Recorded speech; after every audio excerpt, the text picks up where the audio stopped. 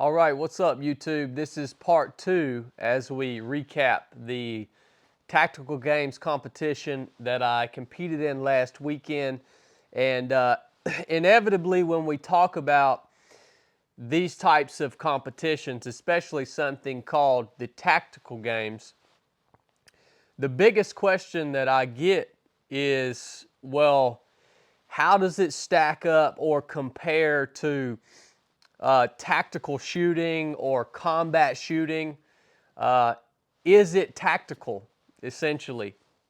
And a lot of you guys pointed out, in the last video that the way that you have your rifle set up and the way that you have your kit set up is going to be completely different for the sake of competition than it would be in a in a military training environment or in a true tactical situation. And that's true. So what I'm going to do here is we're going to talk through this, and I'm going to show you guys a clip of a stage that we actually did at the tactical games. And I'm going to show you this clip, and I'm going to talk to you about the difference between how that stage was ran and how you would actually respond to a scenario like that, or how you would actually shoot if it was a real world situation, or if you were actually applying tactics, right? And yes, they're totally different. You're going to see when I run this stage, you're going to see me shooting from the right side of a barricade. You're going to see me take 2 shots from my rifle. You're going to see me pause. And essentially the whole stage is really, it doesn't flow very well as I'm working my way through it. And that's because this style of shooting, this competitive style of shooting, goes totally against the way I was trained, all right, in true tactical shooting. We were trained to respond to situations and in live environments, and as things came at you, to respond in a way that was going to essentially save your life or the life of the guys that were there with you. So as I ran through this stage that you're about to see, I was really having to fight against the muscle memory that I've built over the years through training, and just rewire what I was doing in order to shoot the competitive stage the way that it was laid out to shoot it. And there are a lot of differences.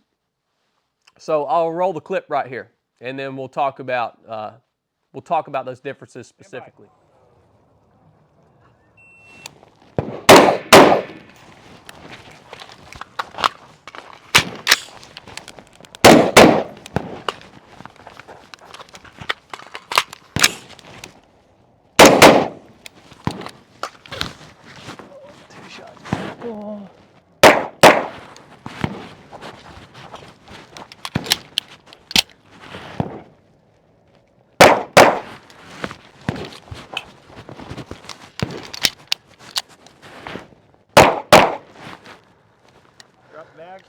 All right, so there's the stage. Hopefully you guys watched it.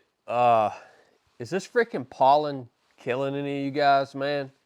This pollen is rough, son. So I'm going to try to get through this without sneezing. But anyways, there's the stage. You saw nothing at all tactical about the stage, right? It's set up as a competition. It is what it is. You guys saw we started, again, from the right side of that barricaded position or whatever, the barrels there, imagining that those are some sort of cover, I guess. But we're starting fully exposed off the right side of that barricade, rifle in a low ready position.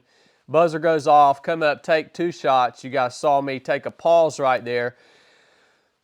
First of all, if you're shooting tactically, let's talk about the differences here between that stage and how you would actually do it if you were training for a real world type of environment.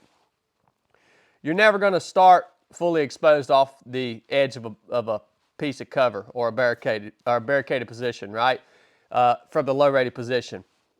If I knew or if I thought there were potentially targets on the other side of that barricade, I'm going to have my rifle up on my shoulder, pointed down range, and I'm going to be slowly and methodically working off the edge of that barricade, taking small bites. Safety's going to be off. I'm going to be ready to take shots, minimizing the exposed part of my body as I work around that barricade. And as soon as the target presents itself, I'm going to take my shots. Now, in the drill there that you guys just watched, the rifle went dry after 2 rounds. That's because we only loaded 2 rounds in the magazine. And instead of transitioning to our pistol, which would have been tactically sound, we just went ahead and reloaded our rifle. And that's what that pause was all about. If you are working close-up targets in close quarters battle, CQC, whatever it is, you're working, you're engaging a target that is within 20 meters of you, and you, especially if you have some cover, you're working around that cover. If the rifle goes dry or malfunctions, you're going to immediately transition to your pistol while stepping back behind cover. And as soon as you get that pistol in your hand, you're probably going to have the guy behind you in the train. He's going to bump you out and get a rifle back up online. And you're going to move to the back of the train, and you're going to get your rifle back up online while they handle whatever's going on, right? And so that's the part that I have to rewire in my brain. When I take those 2 shots during that stage around that barricade, the rifle goes dry, my brain is telling me transition to pistol and get back behind cover, right? Because it's faster for me to get that pistol out than it is for me to reload that rifle or to fix that rifle if it has a malfunction. So I'm trying to get a good gun in my hand as quickly as possible because I know I've got a target right there. I just took shots, right? And so tactically, that's what you would do. You wouldn't remain exposed while you're trying to reload your rifle or fix your rifle if it was a malfunction. I think with this competition shooting, you would be better off. You're going to do better if you've never had any combat shooting experience. If you weren't, if you hadn't built this muscle memory of tactical shooting, and you were going straight into this competition shooting with just a clean slate, it's good. The learning process is probably going to be a lot smoother because, again, I'm at the point where I'm having to say, I have to shoot this stage the way it's built, and I'm not responding to things, whether it's what my rifle's doing, or I'm not responding to the situation as I was taught to respond to it. So I'm having to really think through this, right? And there's a safety aspect to competition shooting too. With that specific stage you guys just watched, your body could never turn up range, right? And so you're having to do all your reloads in these kind of awkward positions to make sure that your body never turns up range. And that's a safety thing. I get it. I'm glad it's that way in competitive shooting. It reduces the chance that somebody is going to get injured out there. There's a lot of spectators up range. In a tactics environment, you can move around with your weapon wherever you want to move as long as that firearm's pointed in a safe direction, right? And up in the sky, I can move around in a house wherever I want to move. But it's focusing on all of those little aspects of competition shooting, and those aspects are butting up against the muscle memory that was trained into me during multiple close quarters combat training blocks in the SEAL teams and all the shooting that we did in the military. It's freaking tough, man. It's tough. It's a tough transition. And so a lot of you guys might be wondering, well, why would you do that? Why would you want to rewire the muscle memory that you have to respond to a situation properly or tactically, in a tactically sound way? Why are you trying to rewire that to compete? It's because I want to compete, man. Like, that's a fine argument. That's a great argument. Why would you do that? I'm not going to argue. I'm not going to, you have a point, right? But I want to compete, man. I'm not in the military anymore. And this allows me to get out and really put two things that I love together, fitness and shooting. And, you know, if you develop some bad habits shooting this competition style stuff, I mean, that's just something you have to accept, to be totally honest with you. So, is there any training value? That's another thing you might be asking. Well, if this competitive style of shooting is totally different than tactics, or there aren't any tactics involved, it is just what it is. Like, what's the point in it? Is there any training value? And I would say yes, there is a lot of real world training value to competing in these events. Although you may develop some bad habits tactically, these events are forcing you to manipulate your weapon, to put it through the paces, to work through your reloads, to engage multiple targets at multiple different ranges. So you're really getting to manipulate the weapon, learn the firearm, learn its capabilities, and put it through its paces. So that's huge training value. Another big one is specifically at the tactical games, you're getting many reps of having to take precision shots under duress, right? So your heart rate's elevated, you're breathing hard, you're amped up, and then you're having to get right on the gun and take precision shots. So you're having to calm yourself down, you're having to work through that, figure out what works, what doesn't, and come up with techniques to calm yourself down. There's huge training value in that, man. There really is. Again, you guys have heard me say before, there are no solutions, only trade-offs. So if you are just honed in and you eat, sleep, and breathe tactics, or maybe it's your job, maybe you're on a SWAT team, or your local PD, or maybe you're in the military,